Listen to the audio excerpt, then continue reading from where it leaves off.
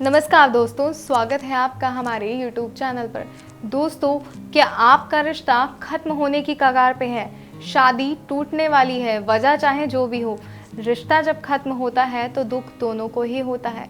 ये तो बस कहने की बात है, हमारे मन की बात है कि सामने वाले को फर्क पड़ता है। बस कोई अपने दुख को जाहिर कर लेता है, कोई नहीं कर पाता। कोई कोशिश करके उस दुख को ख़त्म कर लेता है और कोई उस दुख के साथ जीना सीख लेता है। बस इतना ही होता है। ऐसे में हमें पता है कि हमारा पार्टनर कैसा है।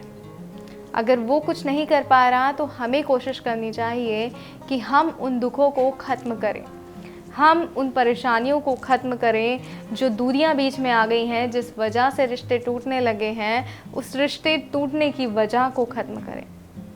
और आज मैं वो तरीका आपके लिए लेकर आई हूँ जिसे अगर आप अपनाते हैं तो आप अपने रिश्ते को बचा सकते हैं, उस टूटने की वजह को ख़त्म कर सकते हैं। जी हाँ, अपने रिश्ते में प्यार को दोबारा जगा सकते हैं।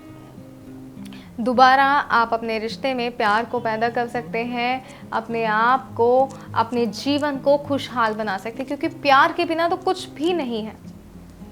चाहे हमारी प्रेमिका है, हमारा प्रेमी है, रिश्ता कोई भी है, प्यार हर रिश्ते में होता है और ये प्यार जब ख़त्म होता है तो दुख बहुत होता है। तो आज इसी दुख को ख़त्म करने के लिए हम आए हैं, एक ऐसा उपाय लेकर जो बहुत ही अचूक है, बहुत ही सरल है। तो आइए बताते हैं कि सरल और अचूक उपाय।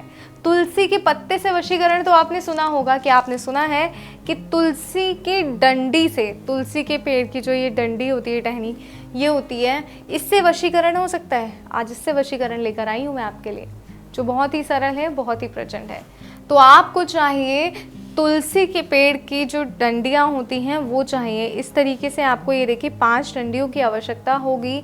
अब इस डंडी का ध्यान रखिएगा, एक तो आपको खुद से नहीं तोड़ना, आपको किसी और से तुड़वाना है। किसी भी कुछ भी आप उसे बोल के कि मुझे चाहिए, किसी भी तरह से कोई भी बहाना बना के तुड़वा लीजिए, फिर इसका प्रयोग कीजिए, इसको विधि को अपनाइए।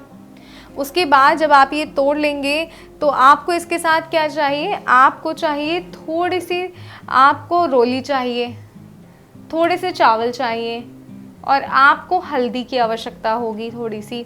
अब आपको इसके साथ एक कलश की भी आवश्यकता पड़ने वाली है, एक कागज़ की आवश्यकता होगी, एक स्टेपलर अगर आपके पास है तो वो भी ज़रूरी है इस विधि के लिए, वो भी आप अपने पास रखिएगा। एक लाल कपड़े की आवश्यकता होगी। आइए बताते हैं अब करना क्या है। आपको करना क्या है, आपको ये जो तुलसी की डंडियाँ हैं इन पर आपको इस तरह से रोली, चावल लगाना है और हल्दी भी लगानी है।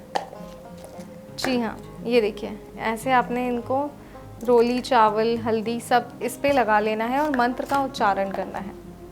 11 बार आपको मंत्र का उच्चारण करना है। ये सब लगाने के बाद, इसके बाद आपको एक धागे की मदद से इन सब को बांध लेना है।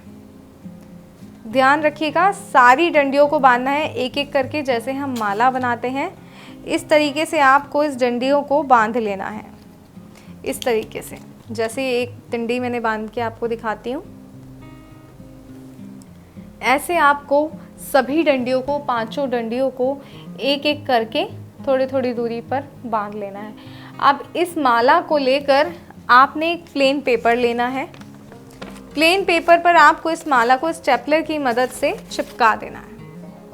जी हाँ, आप इसको फोल्ड करना है, आपने अच्छे से फोल्ड कीजिए बराबर साइज से कि जो डंडियाँ हैं वो टूटे ना, बिल्कुल कुछ नहीं होना चाहिए। और आपको जो है वो मंत्र बोलते हुए ही ये सारा कार्य करना है, उस व्यक्ति का ध्यान करना है जिसे आप वश में करना चाहते हैं। और अब ये कागज़ आपको लाल कपड़े के अंदर बांध देना है। एक लाल कपड़ा लीजिए, उसमें इस कागज़ को पूरी तरह से बांध दीजिए। ऐसे बांधकर एक जो कलश मैंने आपको बताया था, इस कलश में इसको डाल दीजिए। सारा कार्य मंत्र उच्चारण के अंदर ही करना है। 11 बार आपको मंत्र का उच्चारण करना है। जब आप ये कर लेंगे, बांध लेंगे, उसके बाद आपको ये इसमें डाल देना है। उसके बाद आपको कपूर की सहायता से, जी हाँ, कपूर की सहायता से आपको इसे जला देना है।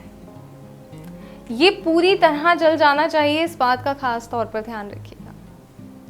पूरी तरह इसमें जो भी आपने सामान डाला है कागज़ जो है, तुलसी की डंडियाँ हैं और जो लाल कपड़ा है जिसमें हमने बांधा है, ये पूरी तरह जल जाना चाहिए।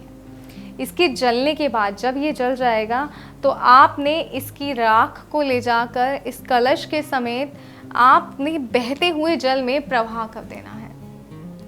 बहते हुए जल में जब आप इसे प्रवाह कर देंगे, उसके बाद आप देखेंगे कि आपने जो मंत्र का उच्चारण किया था वो मंत्र कितना शक्तिशाली था, ये विधि कितनी ताकतवर थी कि आपका जो प्यार है वो आपके पास लौट आया है। आपकी शादी जो टूटने की कगार पे थी वो वापस से जुड़ गई है। वापस से आपके रिश्ते में प्यार दोबारा आ गया है। और ये सब सिर्फ तभी होगा जब आप सही तरीकों को अपनाएंगे।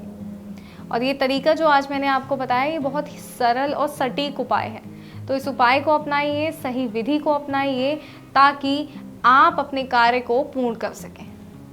बिना समय बर्बाद करे मंत्र प्राप्त कीजिए। स्क्रीन पर दिए गए नंबर पर गुरुजी को फ़ोन कीजिए, उनसे बात कीजिए, मंत्र प्राप्त कीजिए। वो आपको बताएंगे कि जो मंत्र है वो सही है। उस मंत्र को प्राप्त कीजिए। ग्रह और राशि के हिसाब से सबके मंत्र अलग अलग होते हैं, तो अपना ग्रह और राशि के हिसाब वाला मंत्र प्राप्त कीजिए। विधि के साथ मंत्र को जोड़िए और अपने आप को खुशहाल रखिए। कोई और समस्या, कोई परेशानी है तो स्क्रीन पे दिए गए नंबर पर कॉल कीजिए, गुरुजी से बात कीजिए, अपनी समस्या गुरुजी को बताइए और अपनी परेशानी का हल भी गुरुजी से फ़ोन पर ही लीजिए। कहीं जाने की आवश्यकता नहीं है, कोई और कार्य करने की आवश्यकता नहीं है। गुरुजी आपको बताएंगे किस तरह से आपने कार्य करना है, किस तरह से आपने खुद को खुश रखना है। जय माता दी।